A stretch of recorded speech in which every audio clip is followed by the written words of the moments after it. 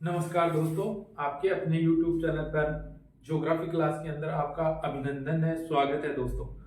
Friends, जो हमारी class चल रही थी उसको हम कंटिन्यू करते हुए आज हम उसका आगे वाला पार्ट लेंगे। जो हमारी पिछली कक्षा थी, जो वायुदाब पेटियां और पवन संचरण वाली थी, उसके अंदर हमने एक क्लास के अंदर वायुदाब पढ़ लिया था, दूसरी क्लास के अंदर वायुदाब पेटियां पढ़ ली थी दूसरी क्लास में। और दोस्तों, आज हम उससे आगे वाला पार्ट है पवन संचरण। तो आज पवन संचरण पढ़ेंगे।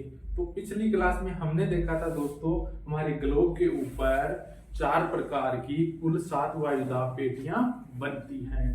ठीक है, तो दोस्तों आज हम स्टार्ट करते हैं टाइप्स ऑफ विंड्स, पवनों के प्रकार।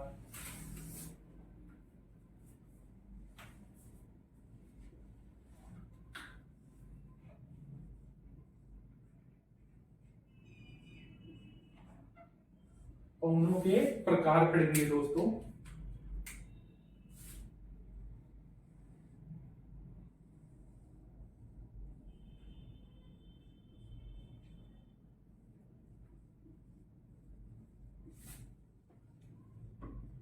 टाइप्स ऑफ विंड पढ़ने वाले हैं दोस्तों। अपना ये पृथ्वी है, ग्लोब है। इस ग्लोब के ऊपर अनेक प्रकार की, जैसे हम जानते हैं कि जैसे वायुदाब पेटियां अनेक दो चार प्रकार की थी, कुल 7 प्रकार थी। उसी प्रकार दोस्तों अब पवनों की बात करते हैं तो पवनें भी मुख्य रूप से 3 प्रकार की होती हैं। तो 3 प्रकार की कौन कौन सी होती हैं एक बार हम लिख लेते हैं, उसके बाद में एक एक करके हम समझने वाले हैं दोस्तों। तो नंबर 1 हम देखते हैं, नंबर 1 पे आती है अपनी भूमंडलीय। कौन सी? भूमंडलीय पवन, भूमंडलीय पवन या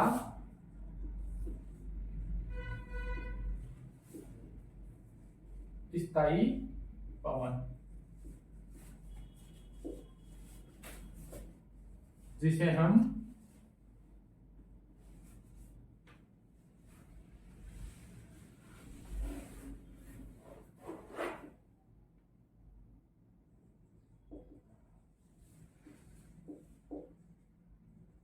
प्लेनेटरी विंड्स कहते हैं या स्थायी को कहते हैं परमानेंट। ठीक है, नंबर 2 की बात करते हैं दोस्तों। नंबर 2 पे कौन सी आती है? नंबर 2 के ऊपर हम देखते हैं पवनों के प्रकार के अंदर तो उसके अंदर आती है आपकी सामयिक पवनी।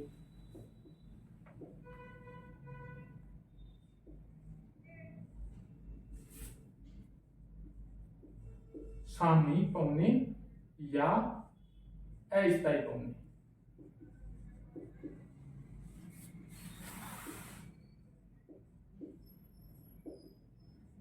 ठीक है, और नंबर 3 की बात करते हैं दोस्तों, तो नंबर 3 पे आती है दोस्तों स्थानीय।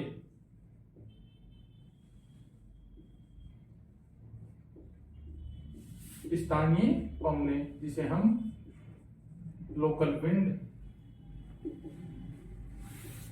विंड के नाम से जानते हैं। और सामयिक पवने होती हैं, सामयिक पवनों को बोलते हैं हमें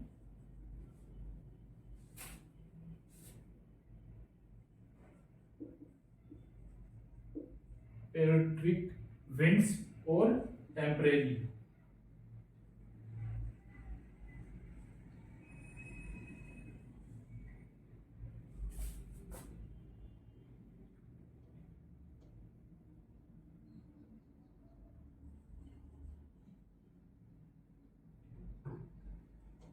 RARY टेम्परेरी विंड्स। ठीक है, ठीक है मित्रों, तो ये 3 प्रकार की पवने हमारे ग्लोब पर होती हैं।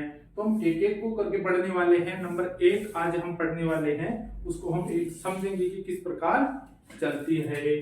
तो नंबर 1 पे कौन सी है अपनी भूमंडलीय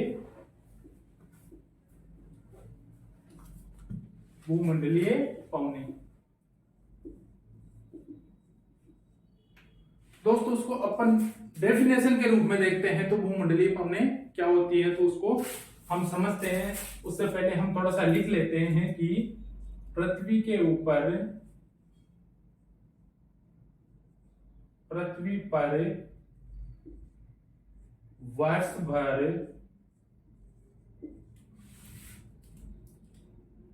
निश्चित दिशा में, वर्ष भर निश्चित दिशा में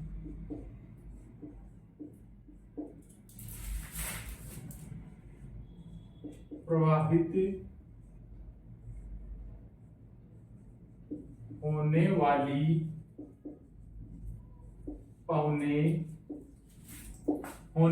पौने भूमंडलीय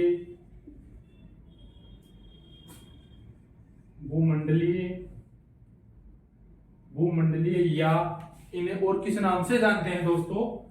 प्रचलित पौने,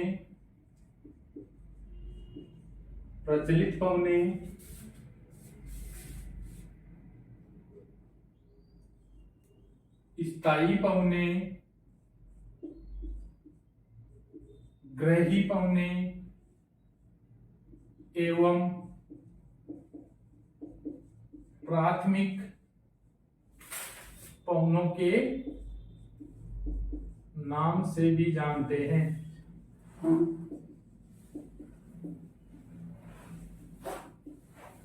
ठीक है दोस्तों, आज हमने देखा पौनों के प्रकार। पौनों के प्रकार के अंदर नंबर 1 पे देखा भूमंडलीय पौने और स्थायी पौने, ठीक है, एक ही नाम है। और नंबर 2 पे देखा दोस्तों हमने सामयिक पौने देखा, जिसे हम अस्थायी पौनों के नाम से भी जानते हैं। नंबर 3 पे देखा दोस्तों स्थानीय पवन।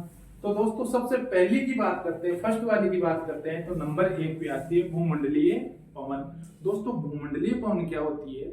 भूमंडलीय पवन वो होती है कि वर्ष भर अपनी एक निश्चित दिशा में ही प्रवाहित होती है, उसे हम भूमंडलीय पवन के नाम से जानते हैं। उसके अदर नामों की बात करते हैं तो प्रचलित पौने, स्थायी पौने, प्राथमिक पौने, ग्रही पौने, इन्हीं के नाम के हैं। इसको तो ध्यान रखिएगा, अदर ये नाम आते हैं तो हम कौन सी बात कर रहे हैं? स्थायी पौनों की बात कर रहे हैं। ठीक है फ्रेंड्स, तो दोस्तों ये हमारी पृथ्वी है, ग्लोब है, इसमें हम समझते हैं दोस्तों किस प्रकार। जैसा दोस्तों हमने पिछले कक्षा में देखा था, तो ये 0 डिग्री रेखा है, ठीक है। तो 0 डिग्री रेखा है, तो उससे हमने देखा था कि 5 डिग्री नॉर्थ से 5 डिग्री साउथ के बीच में, देख लेते हैं थोड़ा सा, 5 डिग्री नॉर्थ से 5 डिग्री साउथ के बीच में क्या बना था? निम्न दाब पेटी, निम्न दाब था, ठीक है। उसके बाद में हमने देखा था दोस्तों उत्तरी गोलार्ध की बात करते हैं, तो उत्तरी गोलार्ध के अंदर 30 डिग्री से 35 डिग्री के बीच में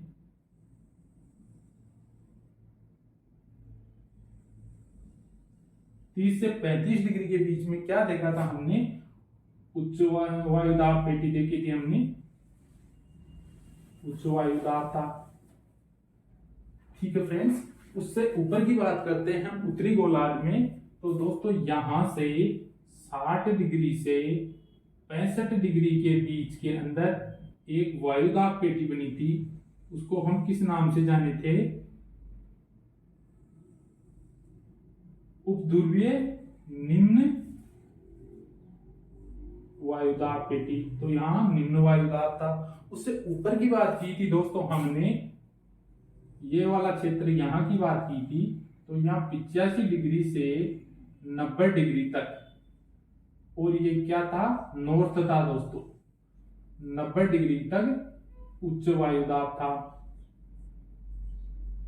उच्च वायुदाब था, ठीक है फ्रेंड्स। इसी प्रकार हम दक्षिणी गोलार्ध की बात करते हैं, तो 30 डिग्री से 35 डिग्री के बीच के अंदर भी हमने उसी प्रकार वायुदाब पेटी बनाई थी, और उसका नाम क्या था? उच्च वायुदाब, जिसे पोषण उच्च वायुदाब पेटी के नाम से, वहां भी उच्च वायुदाब था,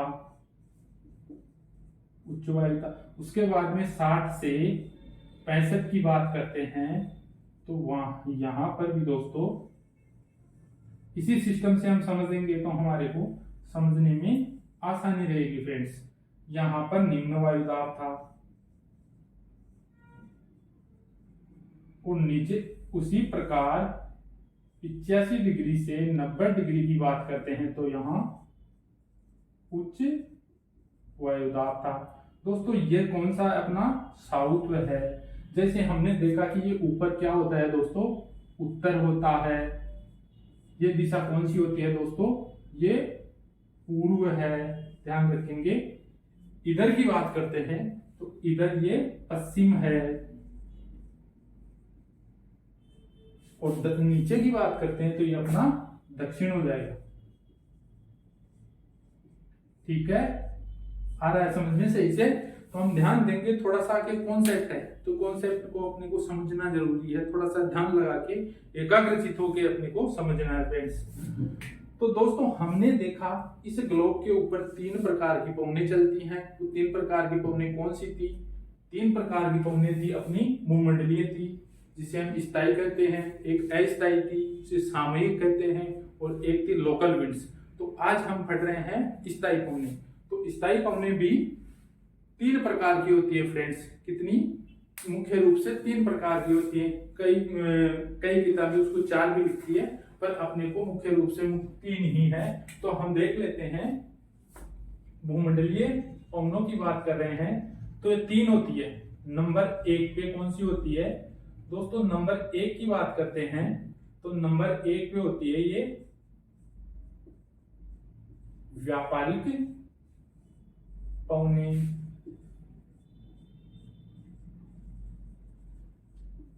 ट्रेड विंड्स, ट्रेड विंड्स कहते हैं। नंबर 2 की बात करते हैं तो ये होती है पछुआ पवनें। कौन सी होती है, पछुआ पवनें, वेस्टरलेस के नाम से जानते हैं। और नंबर 3 की बात करते हैं तो ये होती है अपनी ध्रुवीय पवनें, जिसे हम पोलर विंड के नाम से जानते हैं, पोलर विंड्स के नाम से जानते हैं। दोस्तों फर्स्ट वाली कौन सी है, भूमंडलीय। भूमंडलीय में कितनी होती है दोस्तों, व्यापारिक पवनें होती हैं, पछुआ पवनें होती है, ध्रुवीय पवनें होती है। तो ये तीनों पवनें इस गोलार्ध में किस प्रकार बहती हैं, कौन सी दिशा होती है, कहां से क्या, सारा सिस्टम इसमें देखने वाले हैं फ्रेंड्स।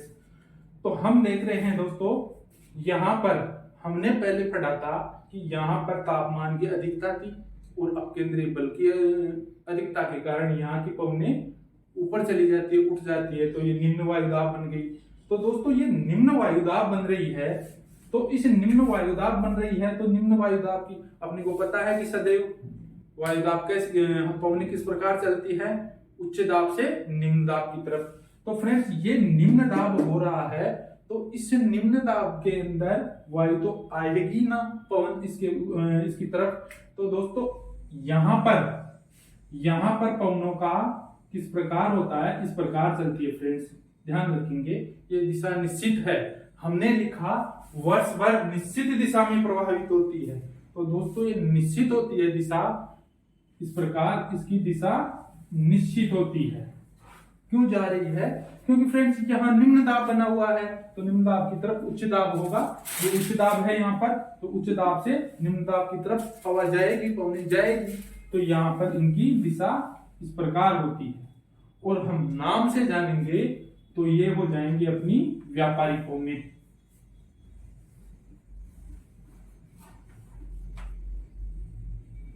व्यापारिक पवनें कौन सी है, अपनी दक्षिण की है, ये ध्यान रखेंगे। ये दक्षिणी व्यापारिक पवनें हैं, इनकी दिशा इस प्रकार होगी, ठीक है। इनकी दिशा किस प्रकार होगी, इस प्रकार होगी। हम उत्तरी गोलार्ध की बात कर रहे हैं, तो उत्तरी गोलार्ध के अंदर इनकी दिशा इस प्रकार होती है, इस प्रकार होती है। और ये उत्तरी व्यापारिक पवनें। दोस्तों इस प्रकार इसका क्रम होता है, पर ये क्यों होता है वो देखते हैं। सबसे पहले दोस्तों, सबसे पहले हम देखते हैं कि एक विद्वान था, कौन सा, फेरल। फेरल या वॉइस वेलेट था।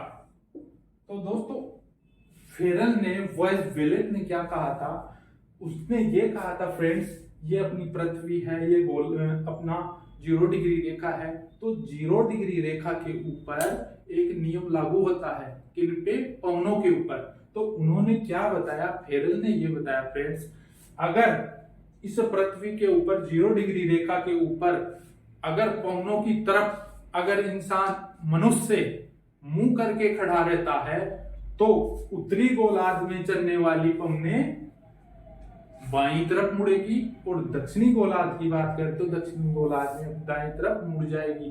फ्रेंड्स मैं फिर से बता रहा हूं, अगर पवनों के सामने मुंह करके खड़ा रहेगा तो उत्तरी गोलार्ध में बाईं तरफ और दक्षिणी गोलार्ध में दाहिनी तरफ। अगर फ्रेंड्स पवनों के जहां पवन बह रही है उससे पीठ देके खड़ा होगा, अगर पीठ है हमारी तो पीठ है तो वो पवनों का क्रम क्या होगा, उत्तरी गोलार्ध में वो दाहिनी तरफ मुड़ेगी और दक्षिणी गोलार्ध में बाईं तरफ मुड़ती है। तो फ्रेंड्स फेरल ने ये बताया कि यहां से, यहां समझते हैं हम, यहां से 0 डिग्री रेखा से, 0 डिग्री रेखा से अगर पवन बह रही है तो 0 डिग्री रेखा से हमारे को पता है कि ऊपर वाला भाग कौन सा, उत्तरी गोलार्ध है, और नीचे वाला भाग कौन सा, दक्षिणी गोलार्ध है। ये चीज हमें पहले से पता है। तो दोस्तों यहां से फेरल ने ये बताया, अगर यहां से जो पवनें चलती है तो उत्तरी गोलार्ध में किस तरफ, बाईं तरफ मुड़ती है और दक्षिणी गोलार्ध में दाहिनी तरफ मुड़ जाती है, इस प्रकार चलती है। ये किसने बताया, ये फेरल ने बताया। तो हम फेरल के नियम को फॉलो करते हुए ही इन चीजों को पढ़ेंगे, ठीक है। तो फेरल ने ये कहा मित्रों, उत्तरी गोलार्ध में पवनें अपनी बाईं तरफ मुड़ जाती है। तो फ्रेंड्स हमने देखा था, हमने पीछे वाली कक्षा में देखा था कि यहां से जो पवनें आ रही हैं, यहां से जो पवनें जा रही हैं वो दोनों तरफ मुड़ रही है, ठीक है। हमने यही तो देखा था, यहां से जो पवनें चल रही हैं वो दोनों तरफ मुड़ रही है, इस तरफ ये जा रही है, इस तरफ ये जा रही है।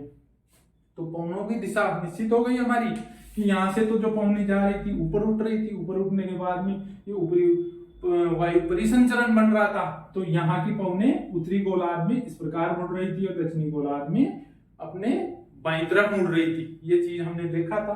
तो दोस्तों देखते हैं, यहां से जो पवनें चलेगी, यहां से जो पवनें चल रही है, ठीक है, यहां से जो पवनें चल रही है उत्तरी गोलार्ध से और यहां से दक्षिणी गोलार्ध से जो पवनें चल रही है उनको हमने नाम दिया व्यापारिक पवनें। क्या नाम दिया, व्यापारिक पवनें। तो दक्षिणी गोलार्ध से जो व्यापारिक पवनें चलती है उनकी दिशा क्या होती है, ध्यान रखिएगा, ये अपना दक्षिण है, ये पूर्व है। तो दक्षिणी गोलार्ध के अंदर व्यापारिक पवनें होंगी, उनकी दिशा कौन सी होगी, ये दक्षिण पूर्व से आएगी और किस तरफ जाएगी, पश्चिम उत्तर की तरफ। कहां पर जा रही है, उत्तर पश्चिम की तरफ जा रही है और कहां से, दक्षिण पूर्व की तरफ से आ रही है। व्यापारिक पवनों का क्रम इस प्रकार होता है। क्वेश्चन दोस्तों आजकल ऐसा ही आता है, पेपर में देखा जाता है, ऐसा नहीं होता कि व्यापारिक पवनों की दिशा कैसे होती है। वो पूछता है फ्रेंड्स कि उत्तरी व्यापारिक पवनें होती हैं वो किस दिशा से प्रभावित होती है। तो अपने को ध्यान रखना है, ये उत्तरी व्यापारिक पवनें होंगी। क्यों होंगी, यहाँ 0 डिग्री से ऊपर वाला है तो उत्तरी व्यापारिक पवनें होंगी, उत्तर से आ रही है। तो उत्तरी व्यापारिक पवनें हैं, उनकी दिशा अपन को ध्यान रखना है, दिमाग में बैठा लेना है, ये उत्तर है, ये पूर्व है। तो उत्तर पूर्व से आएगी और दक्षिण पश्चिम की तरफ बहेगी। उत्तरी व्यापारिक पवनें होती हैं, इनकी दिशा ये होगी, और पश्चिमी व्यापारिक पवनें होती हैं, इनकी दिशा ये होगी। शर्त हमने पहले देखी थी कि वर्ष भर ये निश्चित दिशा में प्रभावित होती है, इसलिए इन्हें स्थायी पवनें कहा जाता है, भूमंडलीय पवन कहा जाता है, ठीक है। तो ये व्यापारिक पवनें होती हैं और चलती किस प्रकार होगी, ठीक है, ये अपने को समझ में आ गया। दोस्तों इससे आगे की बात करते हैं, ठीक है, इससे आगे की बात करते हैं। तो आगे नंबर 2 पे अपनी है पछवा पवन, ठीक है, ये क्लियर हो गया। पछवा पवन की बात करते हैं दोस्तों। तो पछवा पवन चलती है दोस्तों 35 से 60 डिग्री के बीच में चलती है, अपने को ध्यान रखना है, ठीक है। ये डिग्री का भी अपने को ध्यान रखना है की व्यापारिक पवनी होती हैं वो 5 डिग्री से 30 डिग्री के बीच के अंदर चलती है। और हम पछुआ पवनों की बात रखेंगे दोनों गोलार्धों के अंदर, तो ये 35 से 60 डिग्री के बीच के अंदर प्रभावित होती है। ठीक है, आगे देखते हैं दोस्तों। तो दोस्तों हम देखते हैं कि ये पछुआ पवनों का आ गया ये क्षेत्र, और डिग्री की बात करते हैं तो 35 से 60 डिग्री के बीच की बात है। ठीक है फ्रेंड्स, तो यहाँ की दिशा किस प्रकार होती है दोस्तों, यहाँ पर उच्च वायुदाब है, यहाँ पर निम्न वायुदाब है।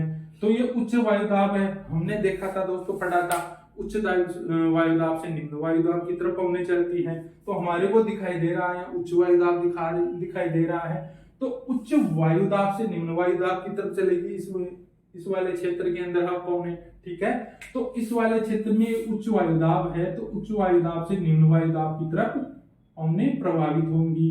तो इनकी दिशा किस प्रकार होगी दोस्तों, इस प्रकार की दिशा होंगी। ठीक है, और नाम होगा इनका पछुआ पवनें।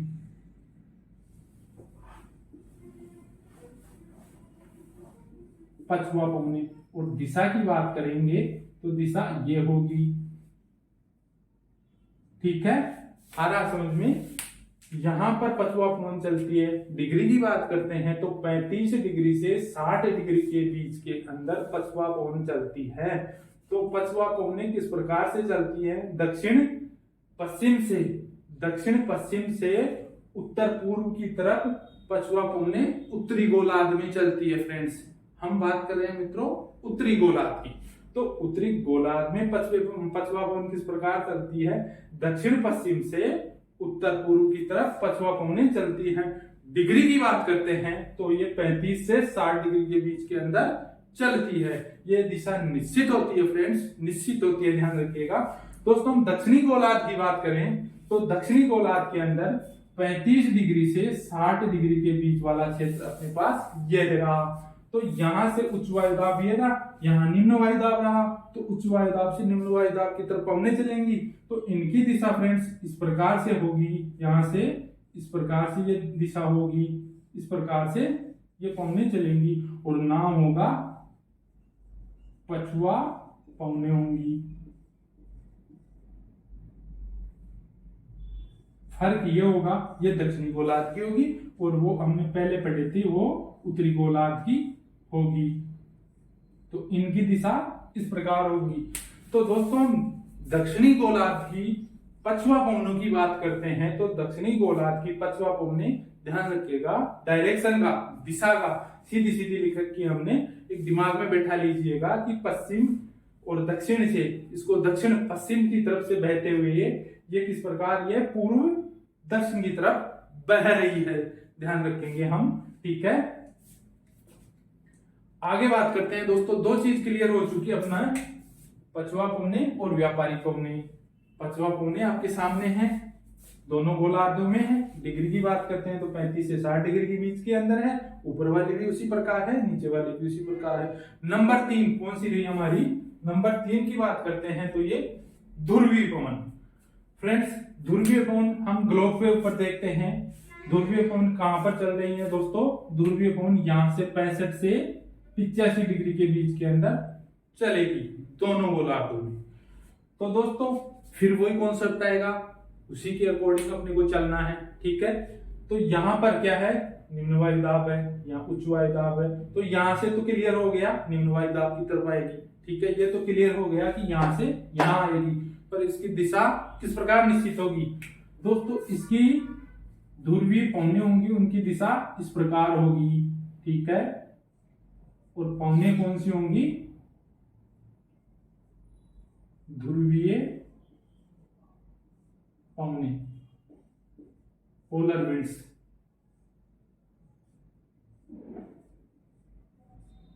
ठीक है, दोनों गोलार्धों की बात कर रहे हैं तो ये वाली इस प्रकार होगी। यहाँ की दिशा दोस्तों किस प्रकार होगी, यहाँ की दिशा यहाँ से यहाँ पर आएगी, यहाँ से इस प्रकार, और इनको भी ध्रुवीय पवन के नाम से जानेंगे।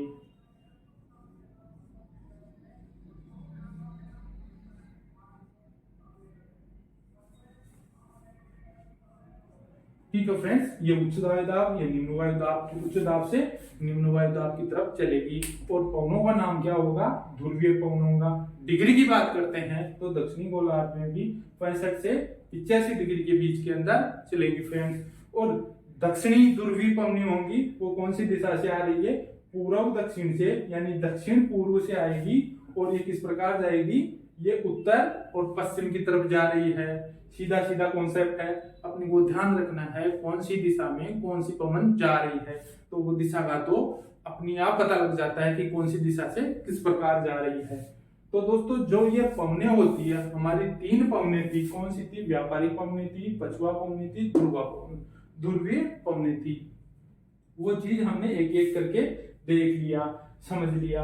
हमने देखा दोस्तों, हमने देखा फेरेल का नियम को फॉलो करते हुए देखा कि उत्तरी गोलार्ध में जो पवनें चलती हैं वो दाहिनी तरफ मुड़ती है, और दक्षिणी गोलार्ध में जो पवनें चलती है वो बाईं तरफ मुड़ती है। ये चीज हमने देखी। उसके बाद में हमने देखा दोस्तों, व्यापारिक पवनें होती हैं वो दक्षिणी गोलार्ध में तो दक्षिणी व्यापारिक पवनों के नाम से जानी जाती है, और उनकी दिशा पूर्व और दक्षिण पूर्व से लेके उत्तर पश्चिम की तरफ होती है। ठीक है फ्रेंड्स। और हम उत्तरी व्यापारिक पवनों की बात करें तो ये उत्तर पूर्व से आती है। ठीक है। और उस डिग्री की बात करें तो ये 5 डिग्री से 30 डिग्री के बीच में दोनों गोलार्धों में बहती है, प्रवाहित होती है फ्रेंड्स। दोस्तों उसके आगे की बात की हमने, पछुआ पवनों की बात की। तो पछुआ पवनें दोस्तों कहां पर? डिग्री की बात करते हैं तो 35 से 60 डिग्री के बीच में चल रही है। उत्तरी पछुआ पवनें हैं, उनकी दिशा क्या है दोस्तों? उनकी दिशा दक्षिण पश्चिम से उत्तर पूर्व की तरफ बहती है। ठीक है फ्रेंड्स। और दक्षिण की बात कर लेते हैं, दक्षिणी पछुआ पवनें तो डिग्री वही रहेगी 35 से 60 डिग्री के बीच में, और उसकी प्रभावित होने की दिशा होगी तो वो कौन सी होगी? अपनी उत्तर पश्चिम से। कौन सी होगी फ्रेंड्स? उत्तर पश्चिम से दक्षिण पूर्व की तरफ बहेगी। कौन सी? दक्षिणी पछुआ पवनें। ठीक है फ्रेंड्स, के लिए आगे हमने देखा दोस्तों तीसरी नंबर की ध्रुवीय पवनें। तो ध्रुवीय पवनें दोनों गोलार्धों में चल रही है, 65 से 85 डिग्री के बीच के अंदर चल रही है। और इनकी दिशा की बात करते हैं तो दक्षिणी ध्रुवीय पवनें दक्षिण पूर्व से उत्तर पश्चिम की तरफ चल रही है। और हम उत्तरी गोलार्ध की बात करें, उत्तरी गोलार्ध में अंदर ध्रुवीय पवनें की दिशा होती है दोस्तों उत्तर पूर्व से लेकर दक्षिण पश्चिम की तरफ। और डिग्री की बात करें तो वही आपकी 65 से 85 डिग्री के बीच के अंदर ये पवनें प्रभावित होती है फ्रेंड्स। तो फ्रेंड्स ये चीज क्लियर हो चुकी है। इसके अंदर हम आगे देखते हैं दोस्तों, हमने ये देखा था जो ये वाला क्षेत्र निम्न वायुदाब वाला क्षेत्र है, इसको दोस्तों किस नाम से और भी जाना जाता है? इसकी बात करते हैं तो दोस्तों इसको हम शांत पेटी के नाम से या डोलड्रम पेटी के नाम से भी जानते हैं।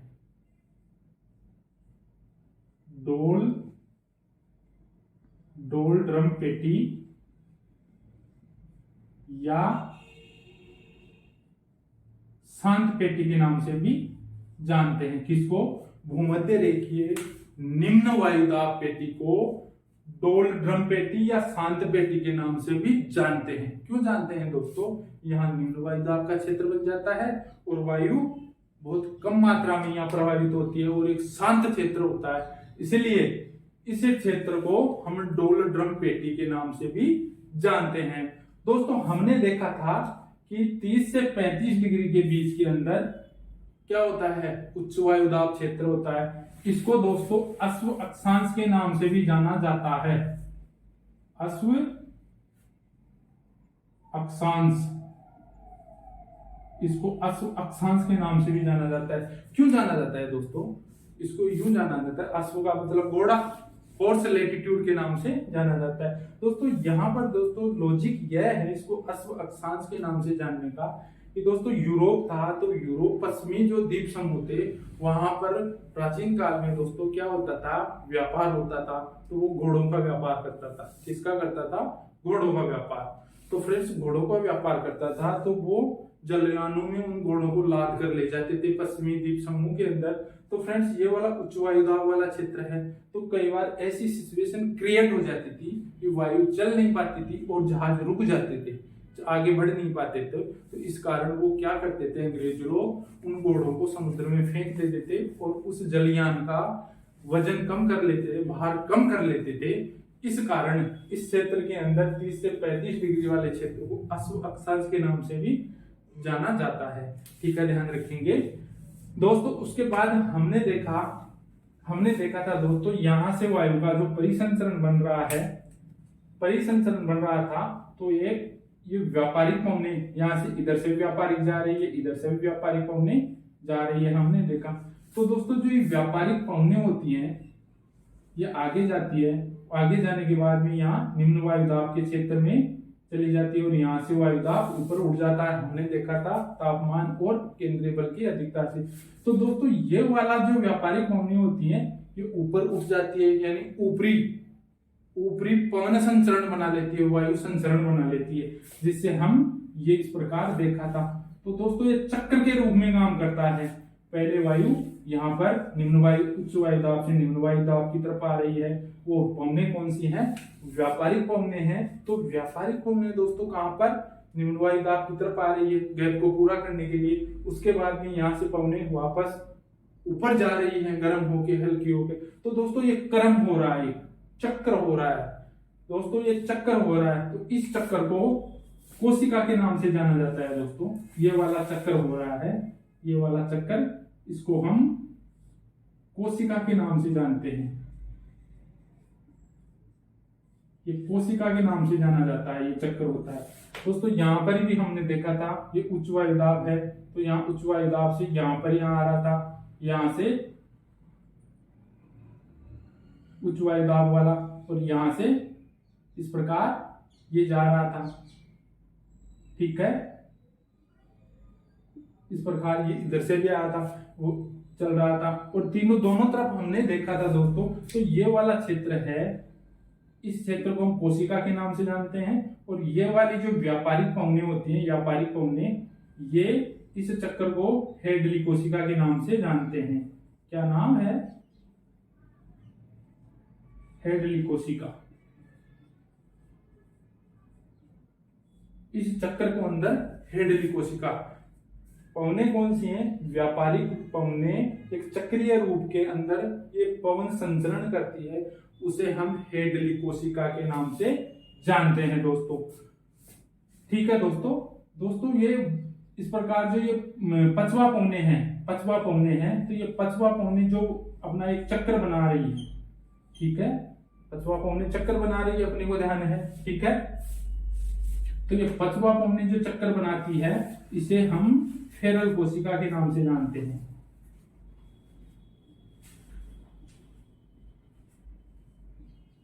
फेरल कोशिका के नाम से जानते हैं फ्रेंड्स। ठीक है, आ रहा है समझ में, ये पचवा पवने हैं। ठीक है फ्रेंड्स, ये वाला चक्कर बनाता, तो ये वाला और ये वाला चक्कर। और जो दोस्तों ध्रुवीय पवने थी, ये ध्रुवीय पवने बनाती है दोस्तों इस प्रकार। ठीक है, ध्रुवीय पवने हैं, इस प्रकार बनाई थी दोस्तों। ये यहां से इस प्रकार बनी थी, ये ध्रुवीय पवने होती हैं अपनी ध्रुवीय कोशिका बनाती है। दोनों गोलार्धों की बात कर रहे हैं हम, यहां पर भी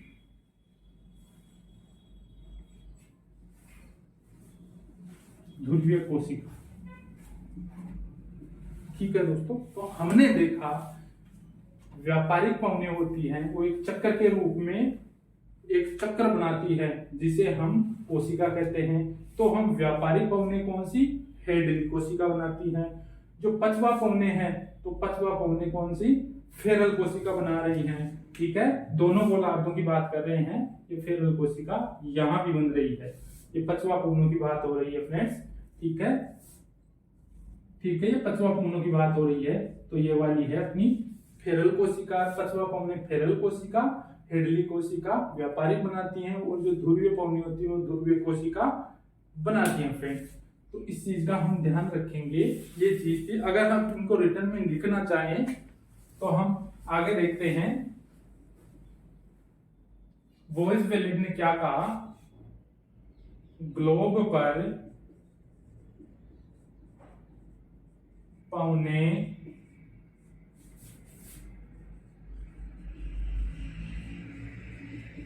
उत्तरी गोलार्ध में अपने बाईं ओर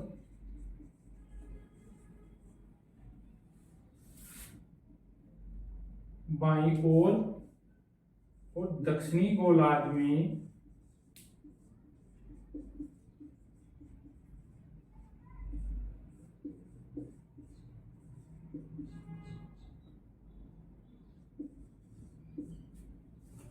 बाईं ओर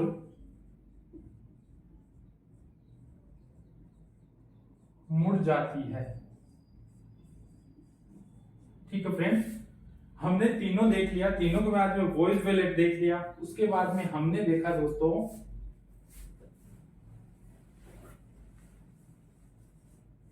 पृथ्वी पर पौने हाई प्रेशर से लो प्रेशर की तरफ चलते हुए ऊपरी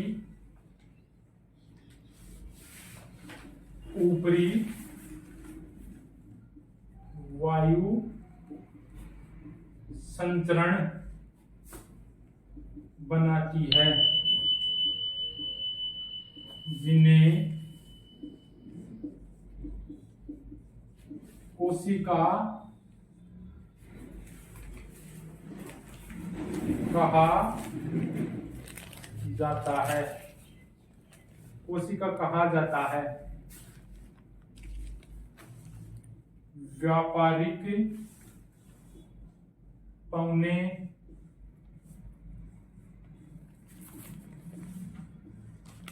हेडली कोशिका, पछवा पौने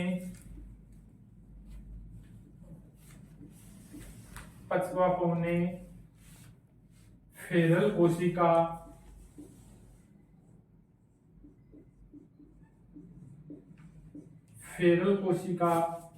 एवं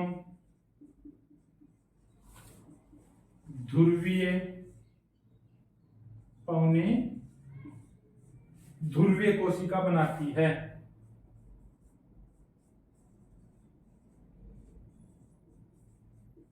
ध्रुवीय कोशिका बनाती है। ठीक है फ्रेंड्स, उसके बाद में हमने देखा दोस्तों उत्तरी गोलार्ध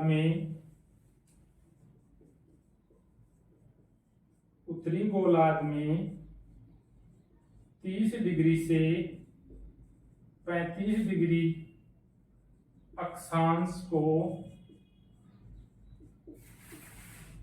अश्व अक्षांश कहा जाता है।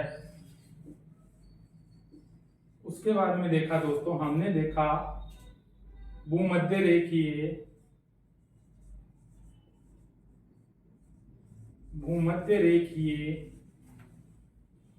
निम्न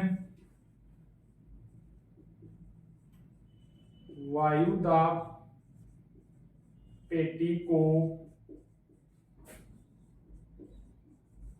डोलड्रम पेटी या शांत पेटी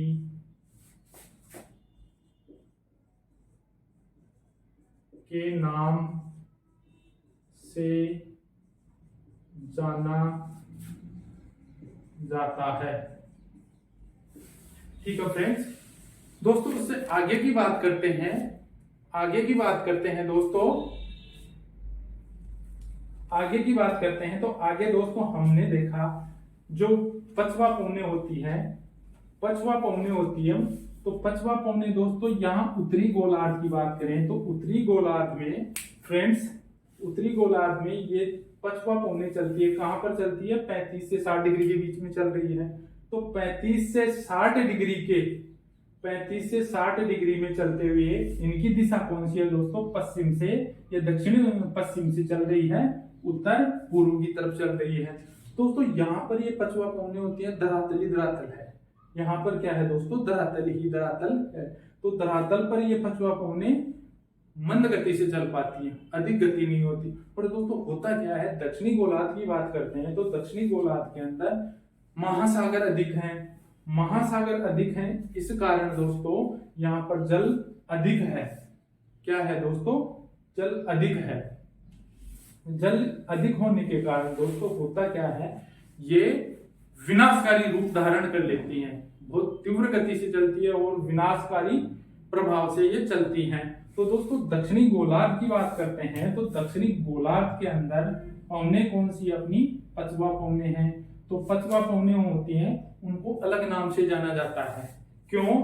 क्योंकि ये समुद्र से जाती है, समुद्र से ही प्रभावित होती है, इस कारण ये अपनी गति अधिक कर लेती है। तो और विनाशकारी, भयंकर रूप से विनाशकारी रूप धारण कर लेती है। तो इनको दोस्तों 40 डिग्री, हम दक्षिणी गोलार्ध की बात कर रहे हैं, 40 डिग्री के ऊपर किनकी?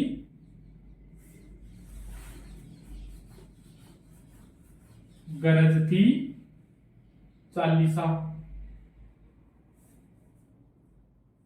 गरजती चालीसा के नाम से जाना जाता है दोस्तों। कौन कौन दोस्तों? पछुआ पवने दक्षिणी गोलार्ध की। और 50 डिग्री अक्षांश की बात करते हैं तो 50 डिग्री अक्षांश पर भयंकर पचासा के नाम से जाना जाता है। और दोस्तों 60 डिग्री की बात करते हैं तो ये चीकटी साटा, चीकटी साटा के नाम से जाना जाता है। दोस्तों कौन सी? दक्षिणी पछुआ पवने। कारण क्या था दोस्तों? क्यों? यहाँ समुद्र यानी पानी ही पानी के ऊपर से गुजर रही है, इस कारण ये अपना भयानक रूप धारण कर लेती है। इस कारण इनको 40 डिग्री पर गरजती चालीसा के नाम से जाना जाता है। 50 डिग्री के ऊपर, 50 डिग्री अक्षांश के ऊपर क्या? भयंकर पचासा के नाम से जाना जाता है। और 60 डिग्री अक्षांश पर चीकटी साटा के नाम से जाना जाता है। तो ये चीज भी अपन को ध्यान रखना है, जो दक्षिणी पछुआ पवने होती हैं उनके अलग से ये नाम भी होते हैं। ठीक है फ्रेंड्स, इसको रिटर्न में लिखेंगे तो रिटर्न को लिखेंगे तो यह हो जाएगा दोस्तों पौने डिग्री की बात करते हैं तो दोस्तों ये अपनी हो जाएगी 35 डिग्री से 35 डिग्री से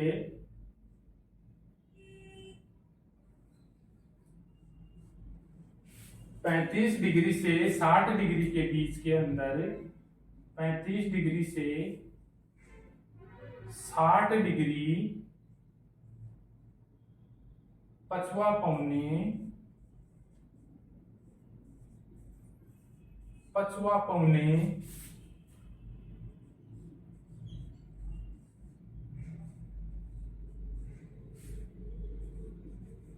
उत्तरी गोलार्ध में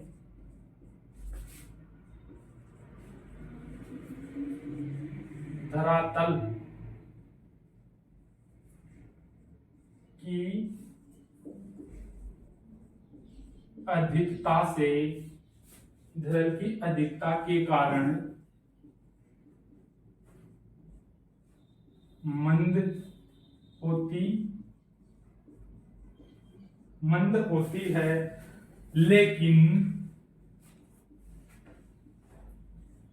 दक्षिणी गोलार्ध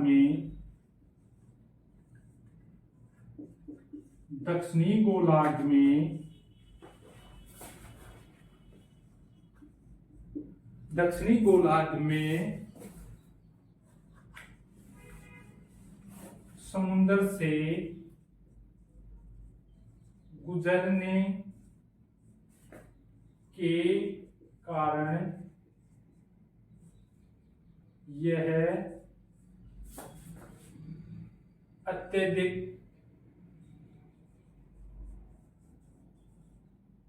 तीव्र एवं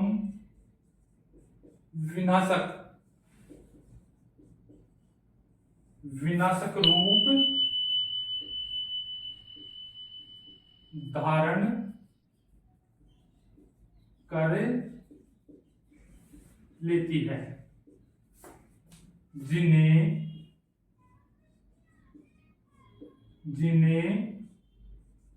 40 डिग्री अक्षांश पर गरज की चालीसा, 50 डिग्री अक्षांश पर भयंकर 50 और 60 डिग्री अक्षांश पर